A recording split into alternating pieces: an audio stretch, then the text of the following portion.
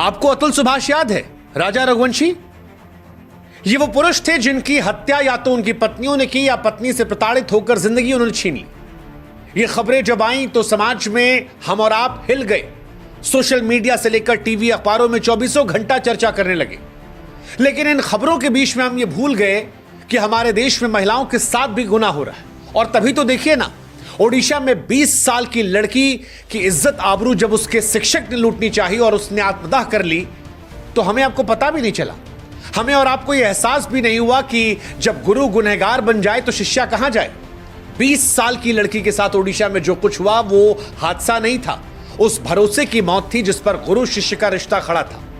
वो लड़की आज लाश बनी है क्योंकि उसने अटेंडेंस के बदले, नंबर के बदले अपने टीचर को अपनी इज्जत देने से मना कर दी। उसने रिस्पेक्ट में सर झुकाया लेकिन अपनी आत्मा को नहीं बेचा। शायद अगर वो हां कहती तो जिंदा होती है, जिंदा लाश बनकर, लेकिन अब वो नहीं है। लेकिन समस्या यह है कि इस देश ने औरतों के साथ होने वाले गुनाह को न्यू नॉर्मल मान लिया है।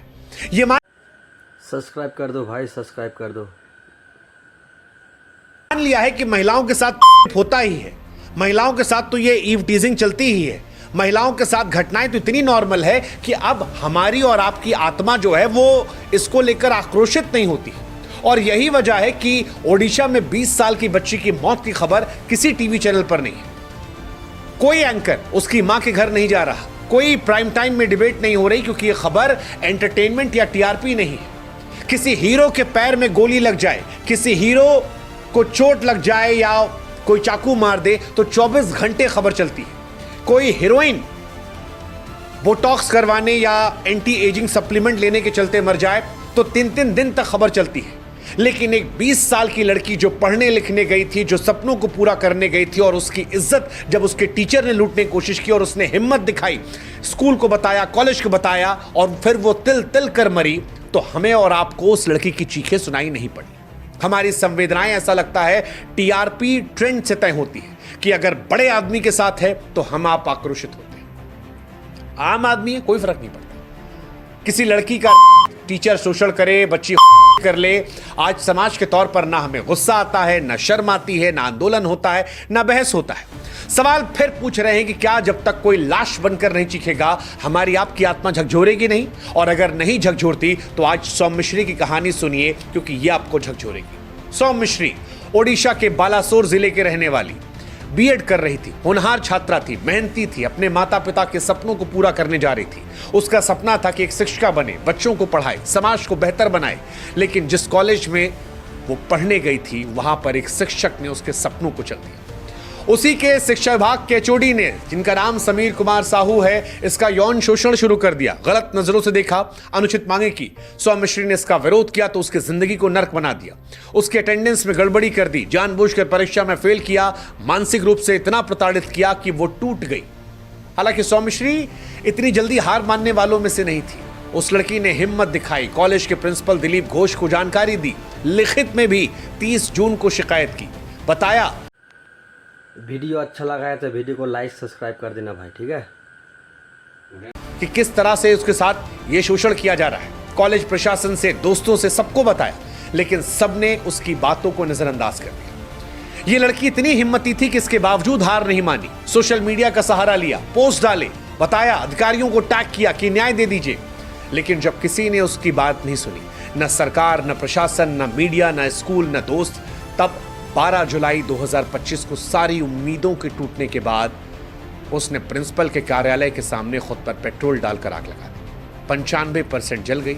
एम्स भुवनेश्वर में शिफ्ट किया गया, वेंटिलेटर पर थी, जिंदगी और मौत के बीच में, और फिर वहीं पर मर गई। उसको बचाने वाला भी 70% जल गया, लेकिन वो बची नहीं। 14 जुलाई 2025 रात 11:30 बजे उसकी मौत हो गई। सौम्य मिश्री की मौत फिर यही सवाल पूछती है कि अगर गुरु गुनहगार बन जाए तो इंसान क्या करे। और यह सवाल पूछती है कि उस लड़की के जिंदा रहते अगर किसी ने संवेदनशीलता दिखा दी होती तो आज वो जिंदा होती। वो मदद मांग रही थी, वो जीना चाह रही थी। उसकी मौत के बाद सरकार और प्रशासन हरकत में आए। उसके बाद टीचर को गिरफ्तार किया गया, प्रिंसिपल को निलंबित किया गया। सवाल यह है कि अगर ये सब कुछ जीते जी कर दिया गया होता, जिंदा रहते कर दिया होता, तो शायद वो जिंदा होती। हमारे तमाम ऑफिसेस में, तमाम कॉलेजेस में ऐसी घटनाएं बड़ी साधारण हैं, जहां पर आपका बॉस, आपका टीचर, आपसे बड़ा व्यक्ति जो आपकी नौकरी कंट्रोल में रखता है, वो आपका शोषण करता है नौकरी के लिए, और लोग सहते रहते हैं। ये बहादुर लड़की थी जिसने सहा नहीं, जिसने हिम्मत दिखाई, जो आगे गई, लेकिन सिस्टम के द्वारा संगठित हत्या का शिकार हो गई। दुर्भाग्यपूर्ण है। सौम्यश्री ने 10 दिन पहले अपनी चीख सोशल मीडिया पर लिखी थी। लिखा था, अगर न्याय नहीं मिली तो जान दे देगी, लेकिन उसकी आवाज को अनसुना कर दिया गया। कोई अखबार, कोई बड़ा एंकर, कोई उसके गांव नहीं पहुंचा। शायद वही वजह जो हमने कहा, क्योंकि खबर बिकाऊ नहीं थी, सनसनी नहीं थी, टीआरपी नहीं थी। समाज के तौर पर ऐसा लगता है हम इतने मुर्दे हो गए हैं कि हमें हमारी बेटियों की चीख तब तक सुनाई नहीं पड़ती जब तक लाश बनकर सामने ना जाए। हमारी संवेदनाएं अब सोशल मीडिया के ट्रेंड और टीआरपी की रेटिंग में रह जाती हैं। हाँ, सच है कि अतुल सुभाष और राजा रघुवंशी जैसे मामले इस समाज में बीते कुछ दिनों से आ रहे हैं, जो दुर्भाग्यपूर्ण हैं, डरावने हैं, परेशान करने वाले हैं। इनकी कहानियां अखबार के पहले पन्नों पर छपी हैं, लेकिन वो जो ट्रेंड चलाया हमने मीम्स बनाकर, वो दुर्भाग्यपूर्ण था। वो जो हालात हमने दिखाए कि केवल पुरुष पीड़ित हैं, वो दुर्भाग्यपूर्ण है। सच यही है कि महिलाओं के खिलाफ अपराध आज भी कहीं ज्यादा गंभीर है। 2022 के एनसीआरबी के आंकड़े कहते हैं कि भारत में 31,516 रेप केसेस दर्ज हुए, यानी हर दिन 86 और हर घंटे 3 से ज्यादा रेप होते हैं। ये सिर्फ दर्ज हुए मामले हैं साहब, असल संख्या इससे कहीं ज्यादा है। दिल्ली में हर 1 लाख महिलाओं में 144 किसी न किसी अपराध का शिकार हो जाती है। ओडिशा में यह आंकड़ा 103 है। घरेलू हिंसा, छेड़छाड़, यौन शोषण के मामले हर रोज बढ़ रहे हैं, लेकिन समाज के तौर पर अब न गुस्सा होता है, न बहस, न आंदोलन। क्या हमने मान लिया है कि बेटियों का दर्द अब खबर नहीं? और ये केवल ओडिशा की कहानी नहीं है, सौम्यश्री कोई अकेली कहानी नहीं है। ये हर उस लड़की की कहानी है जो अपने हक के लड़ती है और अकेली छोड़ दी जाती है। आप याद कीजिए, कुछ समय पहले कोलकाता में भी हुआ था। एक बड़ा लॉ कॉलेज है, कर्मचारी ने वहां के छात्रा के साथ रेप किया। उस कर्मचारी को लेकर पहले भी शिकायतें थी, लेकिन वो बच गया क्योंकि वो धौंस जमाता था कि उसके चाचा विधायक है। हमारी समस्या यही है, जब भी कोई लड़की आवाज उठाती है तो अपराधी को बचाने के लिए कोई बड़ा नाम सामने आता है, और समाज उल्टा लड़की सवाल पूछता है कि तुमने ऐसे कपड़े क्यों पहने, रात को बाहर क्यों निकली थी, लड़कों से दोस्ती की, तुमने ही कुछ गलती की होगी, इतना घुल मिल के क्यों बात करती हो, लड़कों को छू छू कर बात करोगी तो लड़के नहीं करेंगे तो क्या करेंगे। आज जब ओडिशा में 20 साल की सौम्यश्री अब इस दुनिया में नहीं है, तो यह सवाल उठता है कि हम खामोश क्यों थे, हम चुप रहते तो शायद ये नहीं होता। हालांकि अगर आप चाहते हैं कि और सौम्यश्री सामने ना आए, तो आपको नीति बदलनी पड़ेगी, सुनिश्चित करना पड़ेगा कि कॉलेज में सख्त नीतियां हो, यौन शोषण के खिलाफ तुरंत कार्रवाई हो, तुरंत कार्रवाई, जवाबदेह बनाया जाए। पुलिस प्रशासन की जिम्मेदारी हो कि अगर शिकायत मिले तो ईमानदार जांच हो, सबूत जुटाए जाए। मीडिया की भूमिका भी हो कि ऐसी घटनाओं को सुर्खियां बनाया जाए ताकि समाज और सरकार पर दबाव बने। समाज का भी साथ चाहिए। हमें उन बेटियों की आवाज बनना होगा जो अकेले लड़ रही, उनके साथ खड़ा होना होगा, ना कि चुप कराना होगा। सोच में बदलाव लाना पड़ेगा। हमें बेटियों को सिखाना पड़ेगा किसी मर्जी के बगैर कुछ करना गुनाह है।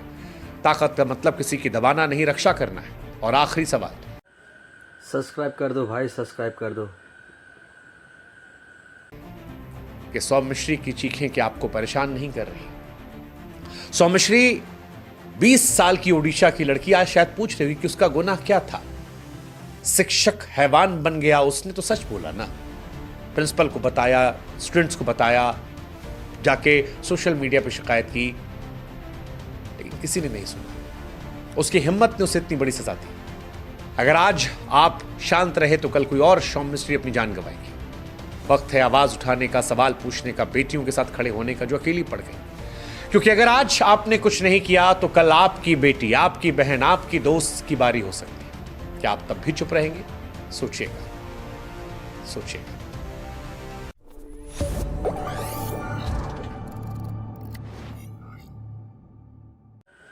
सब्सक्राइब कर दो भाई, सब्सक्राइब कर दो।